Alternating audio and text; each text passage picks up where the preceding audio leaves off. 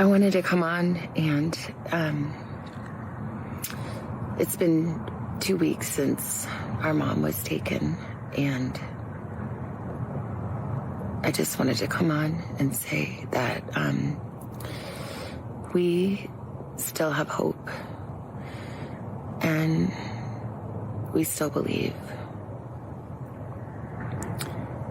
And I wanted to say to whoever has her or knows where she is that it's never too late. And you're not lost or alone. And it is never too late to do the right thing. And we are here. And we believe. And we believe in the essential goodness of every human being. And it's never too late.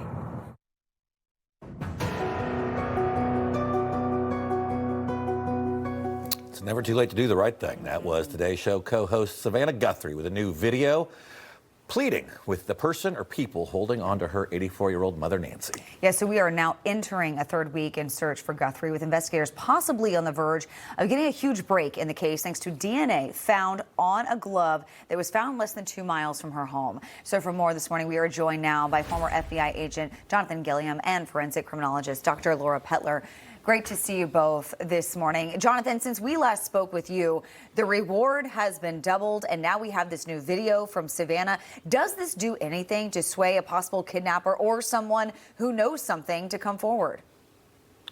Well, I mean, it could if there was an actual kidnapper. We still don't know if there was a kidnapper. We know somebody most likely abducted or removed her from the house, but we don't know if there are actual ransoms tied to the person or people that took her away from her home. And so that's the problem.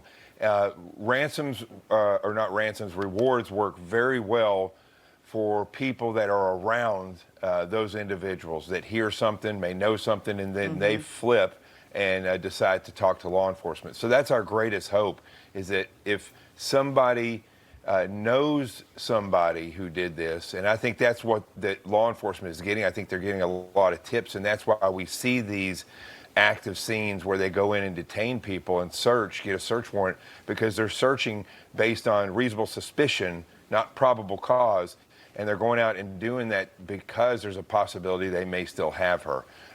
But it's aggravating for the public, but that's the way these have to go. I think now that we have this DNA, though, it may start narrowing in. As that narrows in, if there's people around that, they may actually not only flip for the money, but flip because they don't want to get prosecuted with that individual. Yeah, Dr. Petler, I mean, we obviously talked about the FBI finding a glove being found just a couple of miles from Nancy Guthrie's home. It's been tested for DNA. The style of the glove appears to be similar to the one worn by the masked man in that Nest doorbell camera. They're now running the DNA through the FBI database. I mean, how long does that typically take? And do you think this is going to be the next turning point in this investigation? Good morning. Yes, I do think that there could be a turning point in this investigation result DNA testing. My understanding is it takes about 24 hours at minimum to receive a result from the CODIS upload once the DNA is actually uploaded to the system.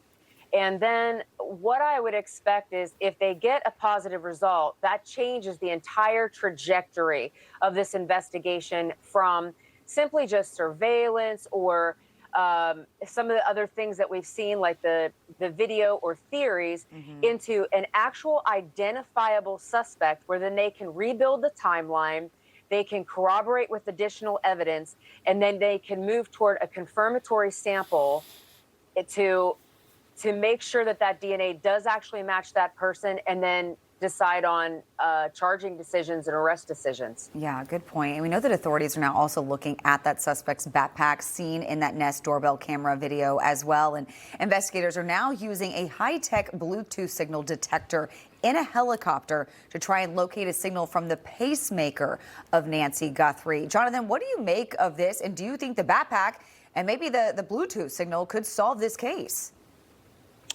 Well, let's start with the backpack. I mean, that is a widely sold backpack. So it's going to be the backpack associated with the person, right? The type of person that would do this.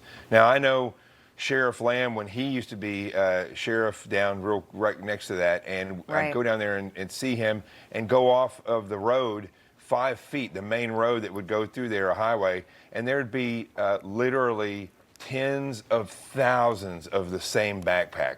And not necessarily this one, but ones that were readily available, like something from Walmart. You would see all the same things. So listen, these backpacks are sold by the thousands. So it's not just a backpack. It's somebody that is capable of carrying out a crime or a known criminal to somebody that may have a backpack like that. That is a huge part of this. And I forget what was the other part of the question, the second part? Yeah, just how they're now trying to track the pacemaker by using that Bluetooth signal from a helicopter. I mean, it's a great idea. Pacemakers broadcast from between 10 and 30 feet. That's why her pacemaker went offline. As soon as she was removed from her phone more than 30 feet, it went off. So that helicopter, I know the equipment that they're using. I know how it works, and it's incredible. If they can get low enough, if Nancy Guthrie is if her body is disposed, if she's in a house, it's going to make it even more difficult to use that technology and actually contact her. All right, Jonathan, Dr. Laura Pettler, thanks for joining us this morning. I'm sure we'll be staying in touch here as this investigation continues. Thank you, guys. Thank you.